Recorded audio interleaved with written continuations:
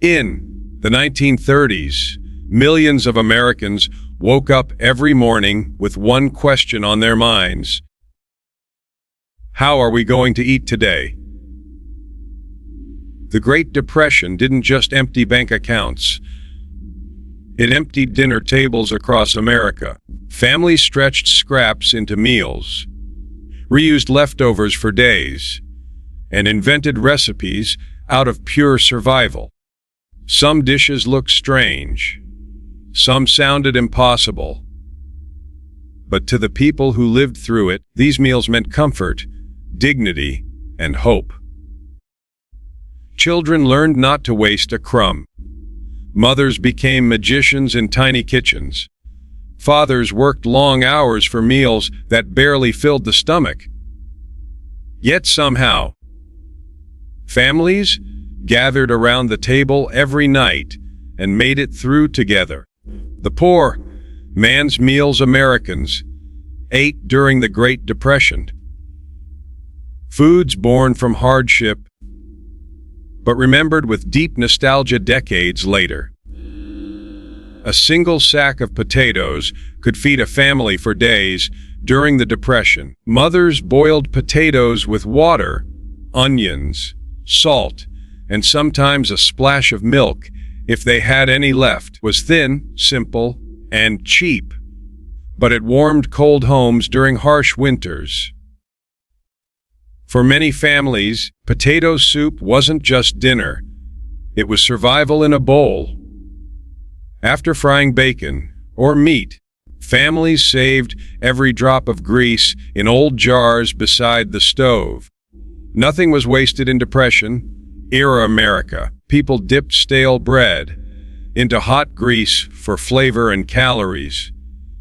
It wasn't fancy. It made dry bread taste rich enough to fill an empty stomach.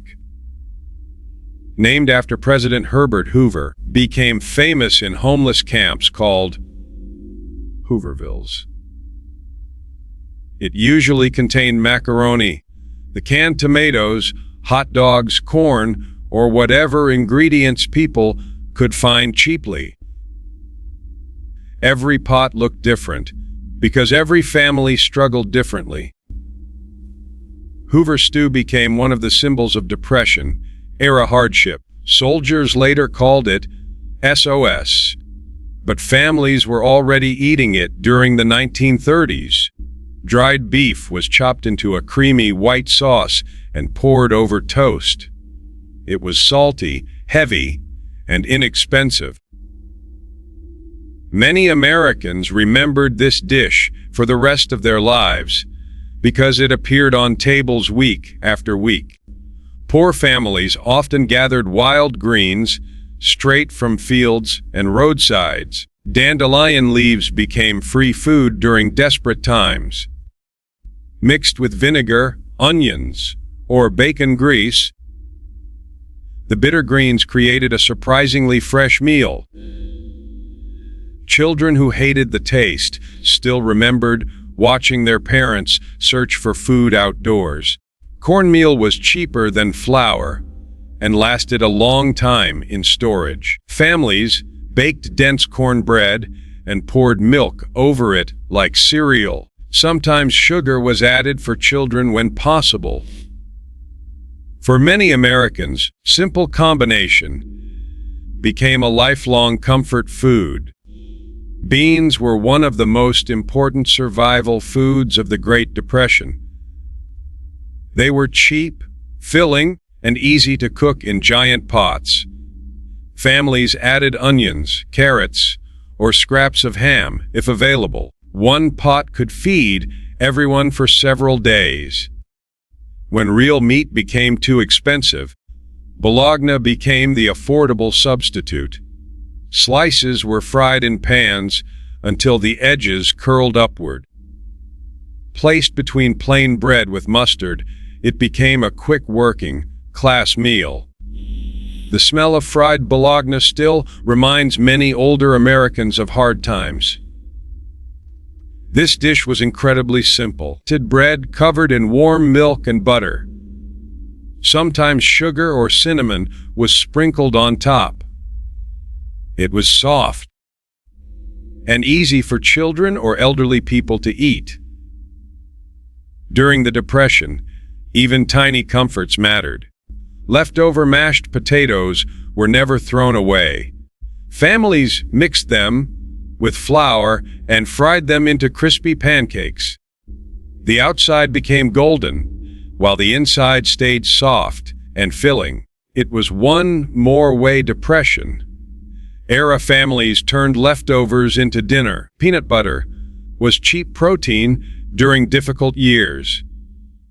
Spread on homemade bread, it became lunch for millions of children. Some families added syrup or bananas when lucky enough to afford them. For many kids, peanut butter sandwiches were the highlight of the day. Cabbage was affordable, lasted a long time, and could feed large families. Mothers boiled it with potatoes, onions, and broth scraps. The smell filled tiny kitchens during cold evenings. It became one of the most common meals of the 1930s. Believe it or not, families still baked desserts during the Great Depression. This famous cake used no eggs, butter, or milk because those ingredients were expensive. People used vinegar and baking soda instead. Even during hardship, Americans found ways to create small moments of joy. Leftover rice was transformed into dessert instead of being wasted. Mixed with milk, sugar, and cinnamon, it became creamy and comforting. Many families served it warm after supper. Simple desserts helped children forget hard times for a little while. Sometimes, dinner was nothing more than sliced onions between buttered bread. That was the reality for many struggling families. Onion flavor made plain bread feel more satisfying. It sounds unbelievable today. But during the Depression, people ate whatever they could afford. This Southern survival food became common during the 1930s. Cornmeal was mixed with boiling water and fried into crispy cakes. No milk or eggs were required. It was one of the cheapest ways to feed hungry children. When canned meats became available, Spam quickly became a Depression favorite. Families fried it with potatoes to stretch the meal further. The salty meat and crispy potatoes filled stomachs after long workdays. For poor households, food often meant security. When sugar was scarce, syrup became the sweetener of choice.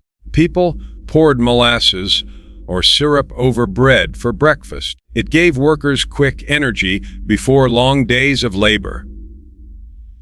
Simple foods like this became part of daily survival. Some rural families hunted rabbits to survive difficult winters. A single rabbit could feed an entire household when added to stew. Vegetables and potatoes helped stretch the meat further. Hunting became a necessary skill for many Americans during the Depression. Flour, grease, and canned tomatoes were turned into thick gravy poured over biscuits. The meal was cheap, but packed with flavor. Families across the South relied on recipes like this during the hardest years. Many grandparents later called it one of the best meals they ever had. Oatmeal wasn't just breakfast during the Great Depression. Many families ate it for dinner because oats were inexpensive and filling. Sometimes people added apples, raisins, or brown sugar when possible. Warm oatmeal helped quiet hunger before bedtime. Even a tiny amount of chicken could flavor a giant pot of dumplings and broth. Mothers stretched meals as far as humanly possible. Soft dumplings filled stomachs, When meat portions stayed small, this dish became a symbol of making something out of almost nothing.